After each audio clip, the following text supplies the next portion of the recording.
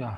So today my topic is derivation of Rydberg equation and numerical based on Rydberg equation and the number of emissions lines. ठीक है, आज ये हमारा basic topic है। Previous class में मैं याद करो मैंने क्या बताया था। प्रीवियस क्लास में मैंने आपको सारा बता दिया था स्पेक्ट्रम, जिसमें हाइड्रोजन स्पेक्ट्रम के बारे में मैंने आपको बताया था। Lyman, Balmer, Paschen, bracket, Pfund, Humphreys series, शायद सबको ये चीजें याद है। उसके बाद मैंने बताया था इच लाइन का वेवलेंथ कैसे एसोसिएट होता है, हाई लॉन्गेस्ट लाइन क्या होता है, शॉर्टेस्ट लाइन का वेवलेंथ क्या होता है, इंटेंसिटी को कैसे हम लोग कंसीडर करते हैं, कैसे उसको इंक्रीजिंग ऑर्डर और डिक्रीजिंग ऑर्डर में अरेंज करते हैं। उसके बाद मैंने जो बताया था आपको, ये डेरिवेशन आप देखते हो हमेशा नीट में इस पे क्वेश्चन आता है।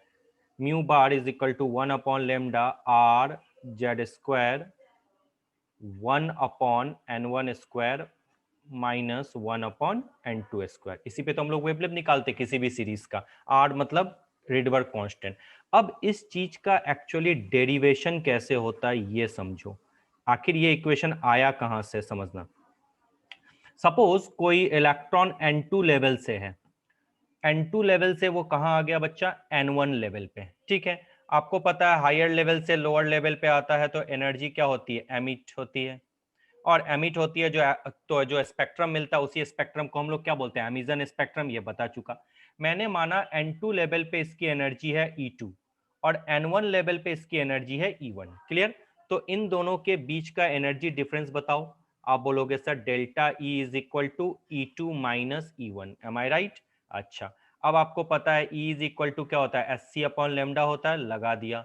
अब आप याद करो मैंने डेरिवेशन बताया था En का, E1 E2 इन सब का डेरिवेशन बताया था। तो याद आया क्या लिखते थे, -13.6 into Z square upon N square, ऐसा तो था।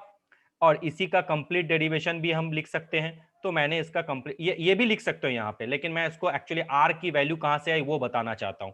तो मैंने इसको कंप्लीट लिख लिया। तो कंप्लीटली क्या होता है याद करो, 2π² m Z square E4 upon, एक में रुक जाओ बच्चों क्या हो गया, 2π² m Z square E4 upon, इस जगह पे हम लोग क्या लिखेंगे, एच स्क्वायर। किस जगह से आ रहा है, एन पे, तो क्या लिखेंगे n2 स्क्वायर लिख देंगे, माइनस E1 के जगह पे क्या लिखेंगे, फिर से वही 2π² m Z square E4 divided by इस बार n1 square H square. I think ये डेरिवेशन आपको याद है, ये भी पुट कर सकते हो, लेकिन आर का वैल्यू ला रहा हूं इसलिए। अब मैं इसको लिख लिया। अब इस पे क्या कॉमन आ सकता है जल्दी से बताओ, Hc/λ। क्या मैं इसको माइनस माइनस प्लस है तो इसको ऐसे लिख दूं, 2π² m Z square E4 upon H square, बाहिर यस, बचा क्या 1/n1 स्क्वायर, और साथ में क्या लिखोगे 1/n2 स्क्वायर लिख दिया। बिल्कुल। अब आपको पता ये Hc यहां पे ले आया मैंने, तो 1/λ इज इक्वल टू क्या हो जाएगा, 2π² m E4 Z square upon H C, इधर आ गया तो क्या हो जाएगा H³ into 1/n1 square minus 1/n2 square. देखो कुछ समझ में आया, डेरिवेशन आपके पास है तो कोई बड़ी चीज नहीं है, कुछ चीजें याद नहीं करनी पड़ती। अब ध्यान दो, ये जो वैल्यू है बच्चा देख रहे हो, 2π² m E4 ZQ और C, clear, 2π² m E4 H³ C, ये जो वैल्यू है इसी को बोलते हैं रिडबर्ग कांस्टेंट। तो डेरिवेशन कैसा होके आपका आ गया, 1/λ is equal to R Z square 1/n1 square minus 1/n2 square. अब जो ये देख समझना, अभी हड़बड़ी मत करना, इस आर की वैल्यू क्या आई बच्चों, 2π² m E4 अपॉन H³ जब हम सारी वैल्यू पुट करेंगे तो जो थ्योरेटिकल आर की वैल्यू आने वाली है 109,743 पर सेंटीमीटर आएगी। अब जब इसकी वैल्यू पुट करोगे, पाई की वैल्यू सबको पता है 3.14, मास ऑफ इलेक्ट्रॉन आपको पता है, चार्ज ऑन इलेक्ट्रॉन पता है, एच की वैल्यू पता है, वेलोसिटी ऑफ लाइट पता है। जब इसकी वैल्यू पुट कर दोगे सब, यानी याद रखना सब जो यूनिट होगा वो सीजीएस में पुट करना, पर सेंटीमीटर, पर मीटर मत लिख के आ जाना, पर मीटर आएगा तो सबकी वैल्यू उसी अकॉर्डिंग पुट करोगे, यूनिट सबको ध्यान होना चाहिए। खैर, अब जो ये वैल्यू थ्योरेटिकल आई उसको जब साइंटिस्ट ने एक्सपेरिमेंटल वैल्यू से कंसीडर किया तो देखा गया कि R की वैल्यू बिल्कुल थ्योरेटिकल वैल्यू के आसपास है, और जो एक्सपेरिमेंटल वैल्यू थी वो था 109,677 टू 109,678 पर सेंटीमीटर। देखो दोनों की वैल्यू ऑलमोस्ट ऑलमोस्ट आसपास आपको दिख रही है। तब इसीलिए जब हम न्यूमेरिकल बनाते हैं, ध्यान देना, इसीलिए कभी कभी आप R की वैल्यू देखते हो, कहीं कहीं 109,743 होता है, कहीं 109,700 होता है, कहीं 10967 होता है, कहीं 10967 होता है। टीचर क्वेश्चन में वैल्यू दिया हुआ होता है। क्यों? क्योंकि जो R की वैल्यू है वो थ्योरेटिकल और एक्सपेरिमेंटल वैल्यू के बीच में घूम रही है, इसलिए अब R की वैल्यू 109,677 से 109,743 तक ले सकते हो। ये सब सिर्फ आपके जीके जीएस की चीजें। क्यों लेते हैं? तो इसलिए लेते हैं। आई थिंक आपको समझ में आ चुका है, कंप्लीट डेरिवेशन सबको समझ में आ गया। जेट की वैल्यू सबको पता है, अगर हाइड्रोजन एटम हो तो जेट की वैल्यू 1 ले लेना, हीलियम प्लस हो तो जेट की वैल्यू 2 ले लेना, लिथियम 2 प्लस हो तो जेट की वैल्यू 3 लेना। खैर इन सब बातों से आपका डेरिवेशन कोई मतलब नहीं है, ये चीज आप सीख चुके हो। अब थोड़ा मेरी बात ध्यान से समझो। आपको पता है जब इलेक्ट्रॉन हायर लेवल से लोअर लेवल पे आता है, माना N2 से N1 पे आया, तो एनर्जी एमिट होती है, तो जो स्पेक्ट्रम बनेगा वो क्या बनेगा? एमिजन स्पेक्ट्रम। और आपको पता है हाइड्रोजन स्पेक्ट्रम भी एक एमिजन स्पेक्ट्रम का ही तो पार्ट है, और उसमें आप देख रहे हो बहुत सारे लाइंस बनते हैं जब इलेक्ट्रॉन रिटर्न होता है। लाइमन सीरीज, बाल्मर, पास्कल आपने पढ़ा है। तो बोलता है बताओ जब कोई इलेक्ट्रॉन N2 से N1 पे आया तो कितने लाइंस तुमको दिखेंगे? क्या कोई फॉर्मूला है? तो याद रखना, हाँ है। तो अगर आपसे पूछे number of emission lines when electron return from N2 to N1, यानी N2 से अगर N1 आ जाए तो कितने ऐसे लाइन आपको दिखेंगे? तो याद रखना number of emission line between N2 to N1 formula N2 minus N1 into N2 minus N1 plus 1 divided by 2। याद रखना इस चीज को। क्लियर? ये होता है जब N2 से। अच्छा, अब मैं बोलूं कि ये जो N1 है ये ग्राउंड स्टेट है, मतलब अगर N1 की वैल्यू मैं 1 पुट कर दूं और N2 के जगह मैं N पुट कर दूं, तो बताओ तो नंबर ऑफ एमिजन लाइन क्या होगा? ये नीट का क्वेश्चन है, याद रखना। यानी जब इलेक्ट्रॉन किसी भी स्टेट से ग्राउंड स्टेट पे आ जाए, तो पुट करके देखो तो N2 के जगह मैंने पुट किया N और N1 के जगह पुट किया 1, N2 के जगह पुट किया N, N1 के जगह 1 और ये प्लस 1 डिवाइडेड बाय 2। अरे वाह, बहुत अच्छी बात है, एक मजेदार सा डेरिवेशन आ गया। ये और ये कैंसिल, तो क्या हो जाएगा? N N minus 1 by 2। लो, यानी अगर इलेक्ट्रॉन किसी भी स्टेट से ग्राउंड स्टेट पे आ जाए, मतलब 1 पे आ जाए, तो नंबर ऑफ एमिजन लाइन कितने होते हैं? N N minus 1 by 2। जिसने भी प्रीवियस ईयर नीट का क्वेश्चन सॉल्व किया है या एम्स का किया है, सबको पता है ये डेफिनेशन, ये डेरिवेशन कहीं ना कहीं आता है। क्या कोई प्रॉब्लम है? आई थिंक सबको वीवीआई करके रखना। अब अब रुको, क्वेश्चन आने से पहले यहां तक समझ में आ चुका? चलिए, अब सपोज करो कि कोई इलेक्ट्रॉन रिटर्न आ रहा है। सपोज करो पूछता है calculate the number of line in Lyman series. जो मैं बोल रहा हूं, एक मिनट रुक जाओ, थोड़ा थोड़ा थोड़ा सा वेट करो, है ना। मेरे पास स्लाइड खत्म हो गया, बट मैं उसको बताना चाहता हूं। बहुत अच्छी बात है, अब ध्यान से समझिए मेरी बात को। अगर जो जो मैं थ्योरी पढ़ा रहा हूं सिर्फ इसको भी पढ़ के चले जाओगे ना, तो भी तुम्हारा नीट में सिलेक्शन है। इस चीज को हमेशा याद रखना। अब सपोज करो अगर पूछे लाइमन सीरीज में, अलग अलग पूछना स्टार्ट कर दिया कि लाइमन सीरीज में नंबर ऑफ लाइंस बताओ जब कोई इलेक्ट्रॉन N2 से रिटर्न आया। अब N2 से रिटर्न आया तो आपको पता है N2 से N1p तो आएगा। तो लाइमन सीरीज के लिए आपको पता है N1 की वैल्यू जीवन भर क्या होती है? 1। तो लाइमन सीरीज के लिए नंबर ऑफ लाइंस का फॉर्मूला याद रखना इस चीज को। सर N2 माइनस 1 तुरंत लिख के आ जाना। क्या बोला मैंने फॉर्मूला? N2 minus 1। खत्म बात। अब चेक करके भी दिखाऊंगा, घबराना नहीं है। सर नहीं समझ में आया तो मैं हूं ना यहाँ बैठा हुआ। अगर बार्मल सीरीज के लिए पूछे नंबर ऑफ लाइन, सपोज करो N2 से N1 पे आया। इस बार बाल्मर सीरीज के लिए N1 की वैल्यू तो पता है 2 होती है, वो तो कभी नहीं बदलेगी। अब नंबर ऑफ लाइंस क्या है? फिर से फॉर्मूला N2 माइनस N1, लेकिन इस बार N1 की जगह क्या पुट करोगे? 2। ये देखो, अब अगर आपसे कोई पूछे पास्कल सीरीज के लिए बोलो, पास्कल सीरीज से N2 से फिर N1 पे आया, लेकिन पास्कल सीरीज के लिए N1 की वैल्यू सबको पता है 3 होती है, तो नंबर ऑफ लाइंस क्या हो जाएगी, N2 minus 3। M I right? अगर गलत हो तो बता देना, ठीक है। अब मैं बात करूं ब्रैकेट सीरीज के लिए, आपको पता है ब्रैकेट सीरीज में भी N2 मतलब कुछ भी होता हो सकता है, लेकिन कुछ भी मतलब जैसे पास्कल में 3 से ज्यादा होना चाहिए।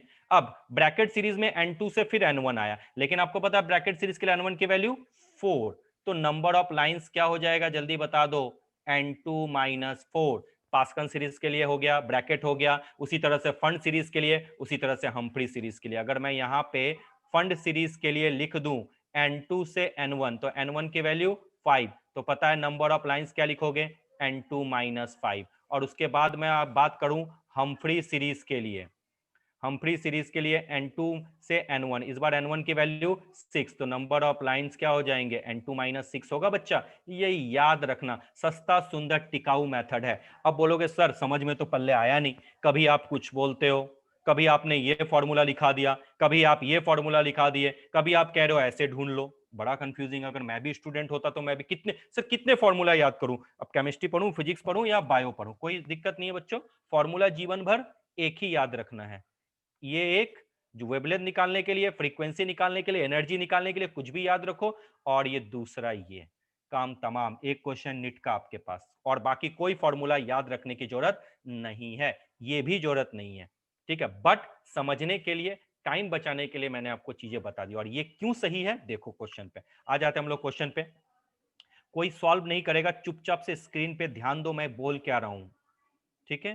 क्वेश्चन नंबर 1 देखिए, in a hydrogen spectrum if the electron moves from 7 to 1, यानी इलेक्ट्रॉन N2 7 से N1 1 पे आया, ठीक है, 7, और by transition in multiple step, बहुत सारे स्टेप के थ्रू आया, find out the total number of lines in the spectrum. सीधा, अब आप तुरंत बोलोगे सर इतना इजी क्वेश्चन है, तो सीधा सीधा मैंने टोटल नंबर ऑफ लाइंस बोल दिया, तो आप तुरंत फॉर्मूला लगाओगे N2 माइनस N1 और N2 minus N1 plus 1 divided by 2।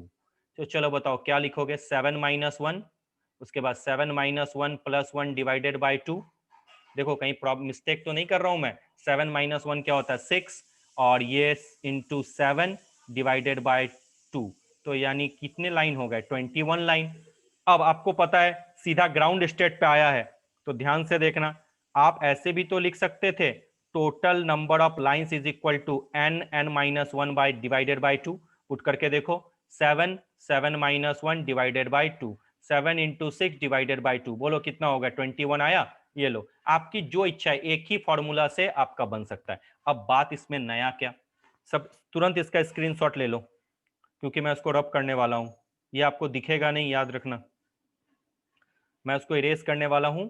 चलिए मैंने उसको रब कर दिया, आपने लिया कि नहीं स्क्रीनशॉट आई डोंट नो, क्योंकि जब इसका मैं नोट्स भेजूंगा तो ये चीज नहीं दिखेगी। क्या मैं बताना चाहता हूं उसको समझो, यानी टोटल नंबर ऑफ लाइंस आपको 21 दिख गए, आप किसी भी मेथड से यूज करो। अब इसको ही मैं अलग अलग करके दिखाता हूं आपको। क्या हो बच्चा लोग, हाँ हाँ बहुत अच्छा, चलिए अब सुनो मेरी बात, यहाँ पे थ्योरी खत्म नहीं होती है, नीट पे स्टॉप करो। चलो अब मेरी बात सुनो, अभी मैंने बोला आपको पता है 7 से जब हम 1 पे आ गए, तो आपको पता है इसमें आपको कौन कौन से सीरीज आ गए, लाइमन, बार्मल्स, पास्कल, सब सारे सीरीज यहाँ पे आपको दिख रहे होंगे, सारे सीरीज आ गए, क्योंकि बोला मल्टीपल। अब सबको अलग अलग करके मैं देखता हूं क्या 21 आता है, देखो तो लाइमन सीरीज में नंबर ऑफ लाइंस का फॉर्मूला क्या बताया था, N2 माइनस 1, N2 के जगह 7 माइनस 1 है, लाइमन सीरीज में टोटल नंबर ऑफ लाइन 6, बहुत अच्छी बात है। बाल्मर सीरीज के लिए फॉर्मूला बताया था N2 माइनस 2, तो क्या हो जाएगा जल्दी बता दो, 7 माइनस 2 कितना हो जाएगा 5, बहुत अच्छी बात है। पास्कल सीरीज के लिए N2 माइनस 3, तो चलो 7 माइनस 3 क्या हो जाएगा 4, अरे वाह बहुत अच्छी बात है, गलत हो तो बता देना। ब्रैकेट सीरीज के लिए N2 माइनस 4, तो क्या हो जाएगा 7 माइनस 4 कितना हो जाएगा 3। उसके बाद फंड सीरीज के लिए अगर पूछे, अभी बताया था N2 माइनस 5, तो कितना आ जाएगा 7 माइनस 5 कितना आ गया 2। और उसके बाद नेक्स्ट पूछे हम्फ्री सीरीज के लिए, तो बोलो N2 माइनस 6, 7 माइनस 6 कितने हो गए 1। काउंट करके देखो तो 21 होता है क्या? 6 5 11, 11 for 14, 15, 15 और 5 20, देखो 21।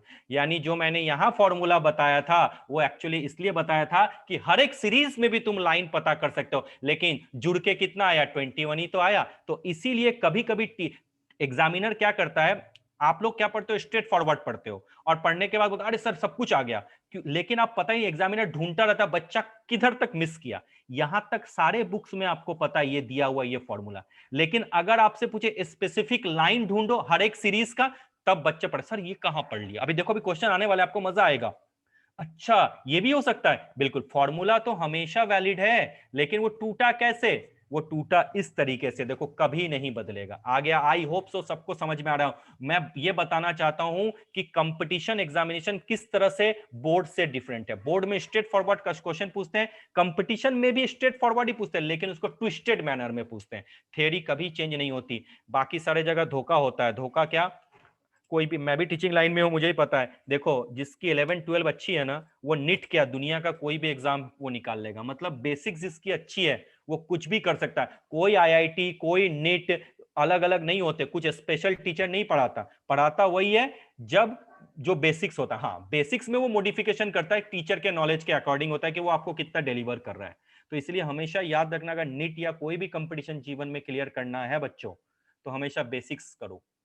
इधर उधर के इसमें छलावे में मत चल जाओ, ये बुक बना रहे हो वो बुक बना रहे हो, ऐसे करो ऐसे कुछ नहीं होता। एक ही बुक पे फोकस करो, सिलेक्शन होना है। एनीवेज यहां तक समझ में आ गया। आइए दूसरे क्वेश्चन की तरफ। हाँ चलिए, इसका आंसर कौन दे सकता है? मैं वीडियो पॉज करके आंसर करूं या मैं इस क्वेश्चन को सॉल्व करूं? अच्छा चलो इसको मैं सॉल्व कर देता हूं। चलो मैं इसको भी सॉल्व कर देता हूं। In an hydrogen spectrum if the electron moves from 6 to 2 by transition in multiple state, then find out the number of lines in the spectrum. अच्छा n2 क्या है इस बार? 6 है, और n1 क्या है इस बार? 2 है, याद रखना। तो बोलो नंबर ऑफ लाइंस का फॉर्मूला।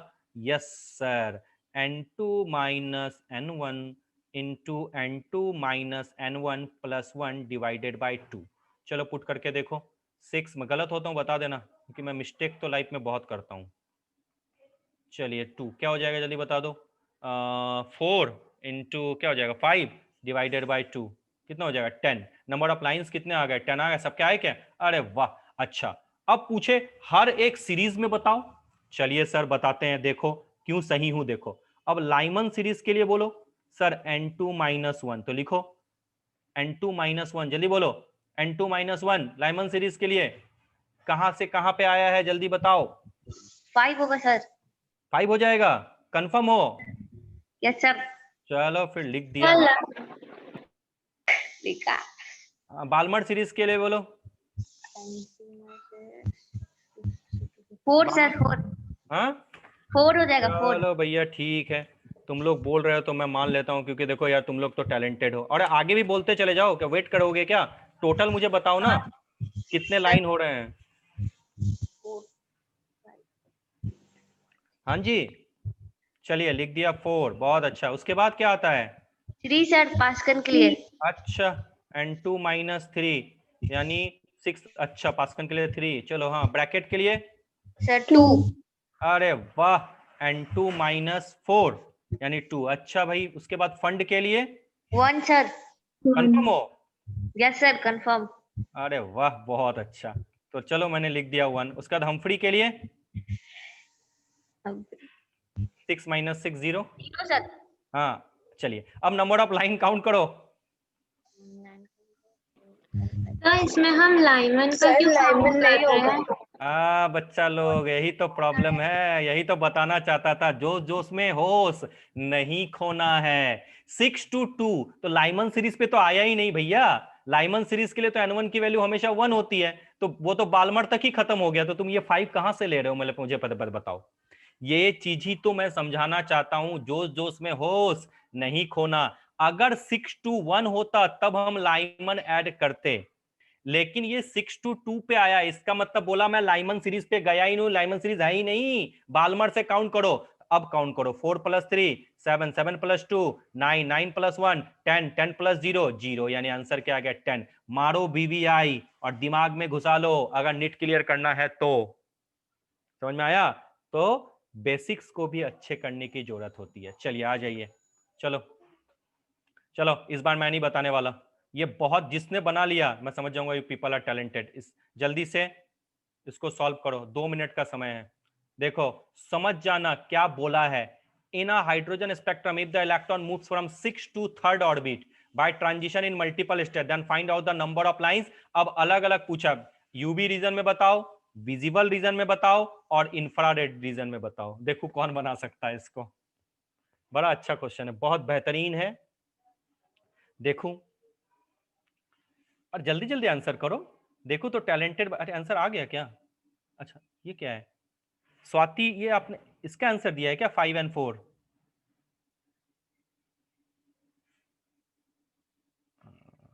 टैलेंट तो है अपने पास इधर बच्चे। तुम लोग का सिलेक्शन नहीं हुआ ना तो किसी का नहीं होना चाहिए निट में। अच्छा पहले का, अच्छा हाँ ठीक है। अरे वाह, ये सही, एकदम सही, एकदम। हाँ ये बात, मजा आ गया। गुड गुड गुड, बहुत अच्छा। अब आपको हाँ बहुत अच्छा, मतलब मैंने जो पढ़ाया तुम सीख चुके हैं। Thank you so much. अगर N2 की वैल्यू 6 है यहाँ पे और N1 की वैल्यू 3 है तो यानी इस सीरीज में ना तो लाइमन है ना तो बामर सीरीज है। लाइमन नहीं है तो यूवी रीजन नहीं है, यानी कोई भी लाइन नहीं है, यानी number of lines in UV region 0। Balmer नहीं है मतलब विजिबल रीजन की सीरीज है नहीं, यानी नंबर ऑफ लाइंस फिर से 0। तो बचा कौन? पास्कन। तो जितने भी लाइन आएंगे वो कहां होंगे? इंफ्रारेड रीजन होगा, यानी Paschen bracket Pfund and Humphrey, यानी आंसर हो जाएगा आपका 6। करके देख लो। Number of lines is equal to N2 minus N1 into N2 minus N1 plus 1 divided by 2। 6 minus 3, 6 minus 3 plus 1 divided by 2, यानी क्या हो जाएगा 3 इंटू क्या हो जाएगा यहाँ पे 2, नहीं क्या हो जाएगा यहाँ पे 2, 4 डिवाइडेड बाई 2, यानी 3 2 जा 6। ये जो 6 लाइन है वो सिर्फ इंफ्रारेड रीजन में है, क्योंकि 3rd से ऊपर सारे किस में आते हैं? इंफ्रारेड। देखो कितना आसान क्वेश्चन था, बहुत अच्छा बहुत अच्छा। थैंक यू सो मच, आप लोग बहुत अच्छा रिप्लाई करो। हाँ सबके सही, बस थ्योरी पकड़ लो, काम तमाम। आ जाइए नेक्स्ट क्वेश्चन की तरफ। बहुत अच्छी बात है। चलिए इस क्वेश्चन को कौन सॉल्व कर रहा है? टाइम लगेगा आंसर की, मतलब सॉल्व करके मुझे पूरा आंसर चाहिए। Do fast. क्वेश्चन देख लिया, चलिए सॉल्व करो। कि अच्छा आप लोगों ने लॉजिक समझा क्या है क्वेश्चन? पहले मैं एक बार समझा देता हूं, समझ लो। लगता क्वेश्चन बहुत बड़ा है, बिग है, लेकिन इसका आंसर बहुत इजी है। देखो अकॉर्डिंग टू बोर थ्योरी, क्या बोला है बोर ने? सुनो इस चीज को। The electronic energy of the hydrogen atom in n shell is given, ये तो सबको पता है, यही होता है। Calculate the longest wavelength of light that will be needed to remove the electron from 3rd orbit of the helium plus ion.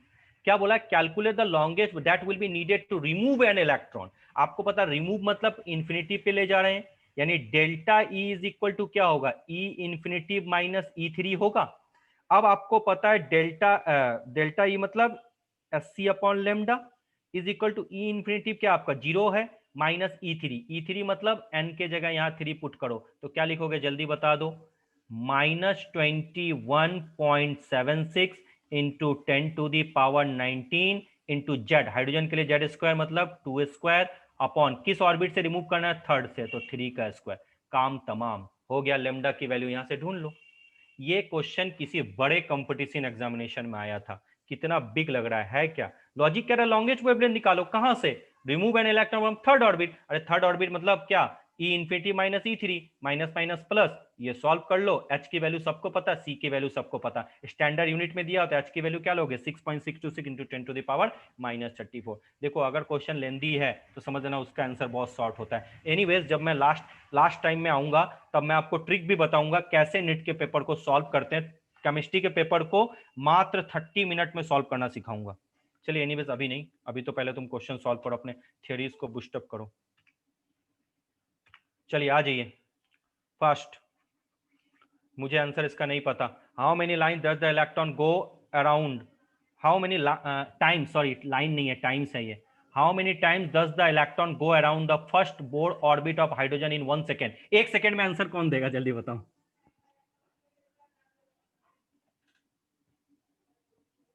1 second में इसका क्या आंसर कौन देगा? कोई नहीं दे पाया। क्वेश्चन कितना आसान है मैं बताता हूं। 1 सेकेंड का question. How many times does the electron go around the first Bohr orbit of hydrogen atom in 1 second? यानी ये पूछ क्या रहा है बच्चा? नंबर ऑफ रेवोल्यूशन पर सेकेंड, यानी घुमा के क्या पूछ रहा है? ऑर्बिटल फ्रीक्वेंसी बता दो बच्चा लोग। और याद करो ऑर्बिटल फ्रीक्वेंसी का फॉर्मूला क्या बताया था? Z²/n³ into 6.66 into 10⁻15। First Bohr orbit है यानी n की वैल्यू 1, हाइड्रोजन है तो Z की वैल्यू भी 1। तो बताओ बच्चा लोग आंसर क्या आया? Answer sir 6.66 into 10⁻15।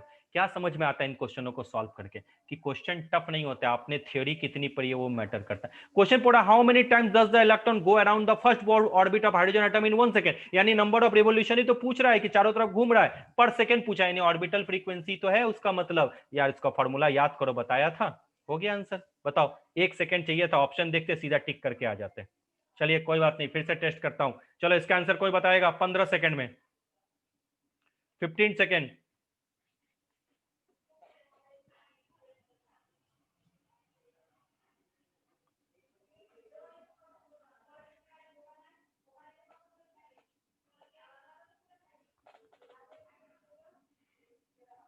हो गए, जल्दी बताओ।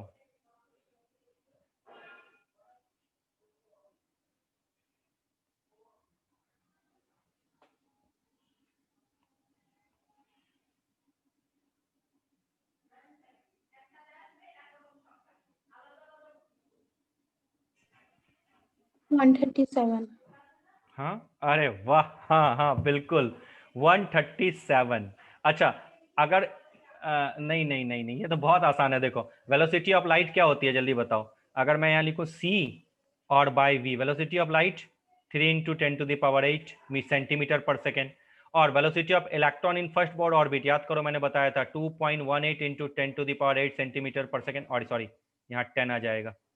Velocity of light 3 into 10⁻10 centimetre पर सेकेंड। ठीक है, अब आपको पता है सेंटीमीटर पर सेकेंड कैंसिल।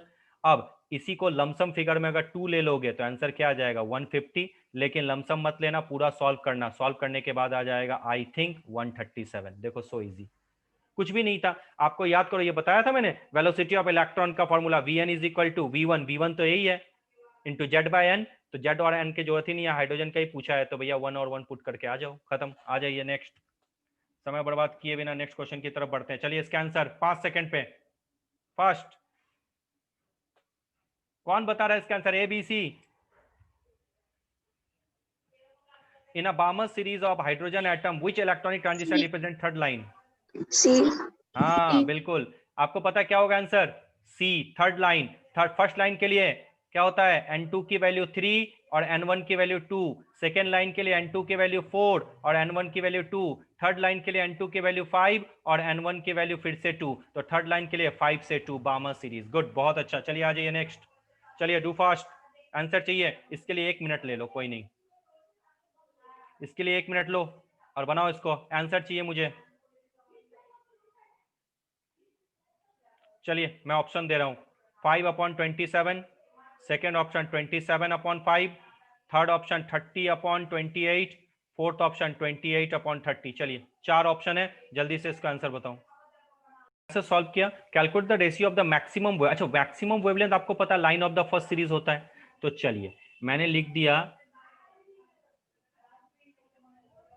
मैक्सिमम वेवलेंथ, यानी अगर मैक्सिमम वेवलेंथ अगर मैं यहां पे लिखना चाहूं तो लाइमन के लिए मैक्सिमम वेवलेंथ के लिए N2 की वैल्यू क्या होगी? आपको पता है 2, और N1 की वैल्यू क्या होगी? 1।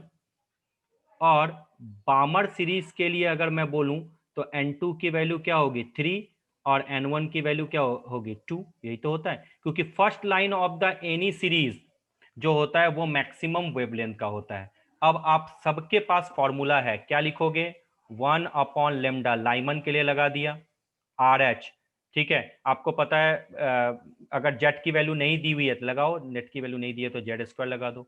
1/N1 का स्क्वायर मतलब 1/1 का स्क्वायर, और N2 मतलब 1/2। ये डिवाइडेड बाय बामर सीरीज के लिए क्या लगाओगे, वेट।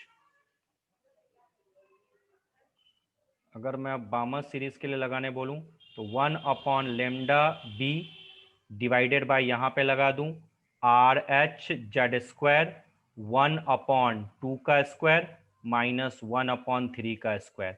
अब बताओ क्या वेवलेंथ नहीं निकाल सकते? ये और ये कैंसिल हो जाएगा पूरा, अगर सॉल्व कर दो तो क्या आंसर नहीं आएगा क्या आपका? बताओ तो। इसी का तो रेशियो पूछा। अच्छा एक चीज याद रखना, 27/5 लिख के मत आ जाना, क्योंकि ये अगर ऊपर चला जाएगा तो कुछ ऐसा आ जाएगा, लेमडा बी अपॉन लेमडा ये नहीं निकालना है, lambda L upon lambda B निकालना है। तो गलती से भी 27/5 लिख के मत आ जाना, 5/27 आएगा। सॉल्व कर लो, यू विल हैव योर, क्योंकि हड़बड़ी में गड़बड़ी कर ही देते हैं बच्चे लोग। समझ में आया? यानी फर्स्ट लाइन किसी भी सीरीज का जो होता है लाइन ऑफ लॉन्गेस्ट वेवलेंथ और लाइन ऑफ लोएस्ट फ्रीक्वेंसी और लाइन ऑफ लोएस्ट एनर्जी। चलिए आ जाइए next question number 9, solve fast. इस बार याद रखना आर की वैल्यू देखो ये दी हुई है क्वेश्चन में, इसी को लेना है और आंसर बताना है। Do fast.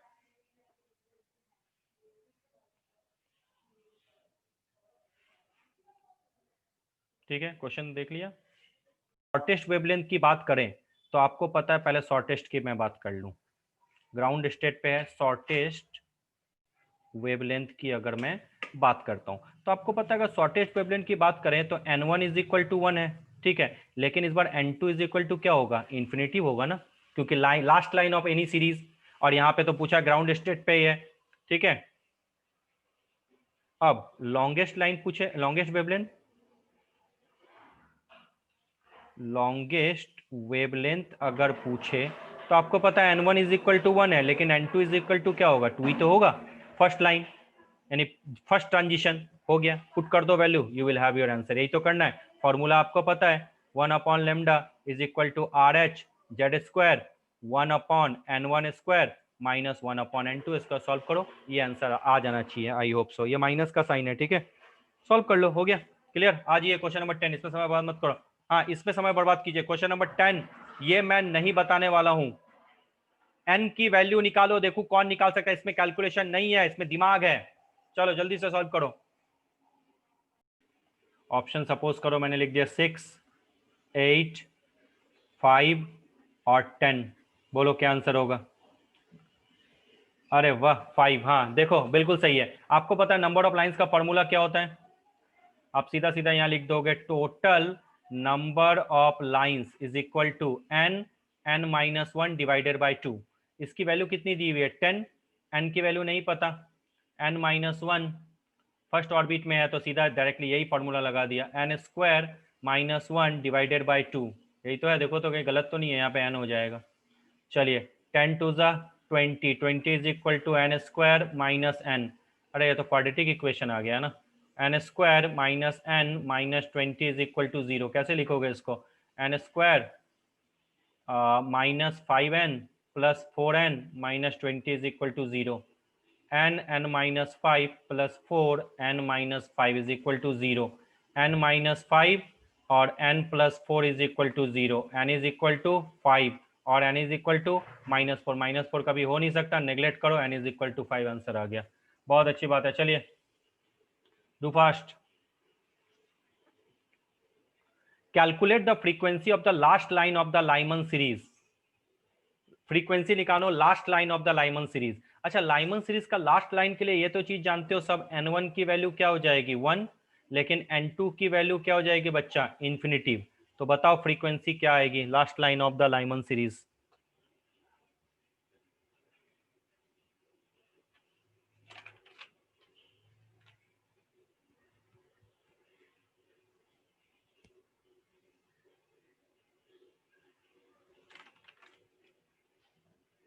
Do first.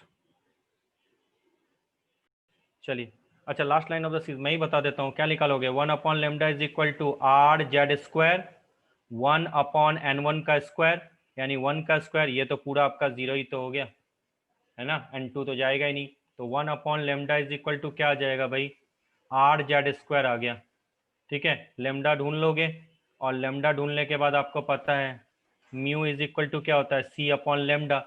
इसको ऐसे लिख दोगे सी इंटू 1 बाय लेमडा, तो यहाँ से लेमडा आ गया आंसर क्या, सी इंटू 1/c की वैल्यू सबको पता है, 1/λ की वैल्यू यहाँ से पुट कर देना, r/z²। यहाँ c की वैल्यू हमेशा याद रखना बच्चा, जो c की वैल्यू होगी 3 इंटू 10⁻10 सेंटीमीटर पर सेकेंड लेना। बोलो क्यों? क्योंकि z की वैल्यू 1/λ 109,700 पर सेंटीमीटर है। अब इनसे मल्टीप्लाई कर दो, आंसर आपका आ गया। क्या आंसर आया देखो एक बार, हाँ कुछ ऐसा ही आएगा।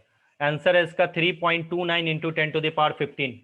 आंसर इस क्वेश्चन का आंसर है 3.29 इंटू 10⁻15 पर सेकेंड। चलिए आ गया समझ में। चलिए नेक्स्ट आ जाइए इस क्वेश्चन की तरफ। ये आज के सेशन का लास्ट क्वेश्चन है, जल्दी से सॉल्व करो, उसके बाद क्लास एंड। क्वेश्चन पहले पढ़ लो, क्या बोला है। क्वेश्चन जिसने मन लगा के, मन को शांत करके आप क्वेश्चन पढ़ो, आंसर अपने आप आएगा। हाँ हाँ, आयुषी का अब सही है और झलक का भी सही है। देखो, a certain electronic transition from an excited state to ground state, मन को शांत किया, of the hydrogen atom in one or more step give rise to 5 line in UV region. अच्छा, यूवी रीजन में आता कौन है? तुरंत आपके दिमाग में हिट किया, सर यूवी रीजन में लाइमन सीरीज आता है। और लाइमन सीरीज के लिए कितने लाइन दिए? 5 लाइंस। याद करो, लाइमन सीरीज के लिए नंबर ऑफ लाइंस का फॉर्मूला क्या होता है? Sir number of lines is equal to n2-1, और नंबर ऑफ लाइंस कितने हैं? 5, n2-1। तो जो सर n2 की वैल्यू होगी वो 6 होगी। वाह जी वाह, खत्म कहानी, n2 ही तो ढूंढना था। अब पूछता है how many line does this transition produce in the infrared. अच्छा, इंफ्रारेड में आता कौन है? सर पास्कन आता है, सर ब्रैकेट आता है, सर फंड आता है, और सर हम्फ्री सीरीज आते हैं, यही तो आते हैं। चलो, पास्कन सीरीज के लिए number of lines n2-3, Brackett series के लिए n2-4, इसके लिए n2-5, हम्फ्री के लिए n2-6। तो पुट करते जाओ n2 की वैल्यू 6-3 3 2, उसके बाद 1 और 0। अब देखो तो इंफ्रारेड रिवर में नंबर ऑफ लाइंस कितने आए? 3 2 5, 5 + 1 6। बोलो क्या दिक्कत था इस क्वेश्चन में? अब बताओ, क्वेश्चन को कितना ट्विस्ट करके पूछता है। बात तो कुछ नहीं है, आप लोग क्या करते हो, क्वेश्चन को कम पढ़ते हो और आंसर ज्यादा बनाने की कोशिश कर दो। पहले क्वेश्चन को शांत से पढ़ो। एक बात याद रखना, हर एक क्वेश्चन खुद अपने आप में आंसर लेके आता है। ध्यान से पढ़ा, नंबर ऑफ लाइंस किस रीजन में? यूवी रीजन में। अरे यूवी रीजन का पढ़ा n2-, अगर हमें n2 मिल गया तो बाकी तो इंफ्रारेड रीजन में हम निकाल ही लेंगे। आंसर हो गया 6 लाइन। आई होप सो आप लोगों को ये सारी चीजें समझ में आ गई होगी। मैं एक बार पोल रेस कर रहा हूं, नहीं समझ में आया तो सेपरेटली मुझे मैसेज कर दो, ठीक है? या आप अभी पूछ सकते हो, आपके पास विंडो है 5 मिनट का। जिसको भी किसी भी टॉपिक में डाउट है, ये एक पार्ट खत्म हो गया एटॉमिक स्ट्रक्चर का। अब इस पार्ट से दुनिया में कोई भी कंपटीटिव एग्जामिनेशन हो, अगर आ गया क्वेश्चन, आप बना लोगे, क्योंकि सारी थ्योरी मैंने कवर अप कर दी। अब कल क्लास है, याद रखना, अब जो कल क्लास में लूंगा उसमें मैं बोर्ड थ्योरी का लिमिटेशन बताऊंगा, और उसको अपग्रेड करके कल मैं बताऊंगा समरफेल्ड मॉडल ऑफ एटम। क्योंकि इलेक्ट्रॉन जो मूव करता है न्यूक्लियस के चारों ओर, वो पाथ सर्कुलर नहीं, इलिप्टिकल भी होता है। सर्कुलर तो होता ही होता है, ठीक है, बोर्ड बोला था, बोर्ड को भी इज्जत देंगे, लेकिन एक्चुअली जब आगे पढ़ोगे तो सर्कुलर प्लस इलिप्टिकल, कब सर्कुलर कब इलिप्टिकल वो भी बताऊंगा मैं। यानी अब वेव मैकेनिकल मॉडल की तरफ बढ़ते चले जा रहे हैं, जिसमें आप लोग बहुत सारे श्रोडिंगर वेव इक्वेशन को ड्राइव करके बताऊंगा, ऑर्बिटल बताऊंगा, ऑर्बिटल, फिर उसके बाद नोडल प्लेन, नोड्स, इन सब के बारे में मैं आपको बताऊंगा। बट ये सब चीजें आपको पहले समझ में आनी चाहिए। तो कल की क्लास वही 10 to 10:30 के बीच में होगी। उसके बाद संडे और मंडे छुट्टी, क्योंकि नवरात्रा है, तो इसलिए संडे और मंडे की कंप्लीट छुट्टी। और आप लोगों को जो मैं ऑर्गेनिक का नेम रिएक्शन का वीडियो देता हूं उसको पढ़ो। मैंने 3-4 दिन के लिए होल्ड किया था, इसलिए होल्ड किया ताकि जो मैंने अभी तक वीडियो बनाए हैं उनको आप पढ़ लो। आज फिर आपको 7 o'clock एक वीडियो मिलेगा, उस तरह से लगातार आपको रोज वीडियो मिलेगा, और पढ़ते रहो, लास्ट टाइम में लोड मत करना। क्लियर? चलो बच्चों, अब समय आ चुका है आपसे विदा लेने का। Time is come, time to say bye bye. Thank you so much.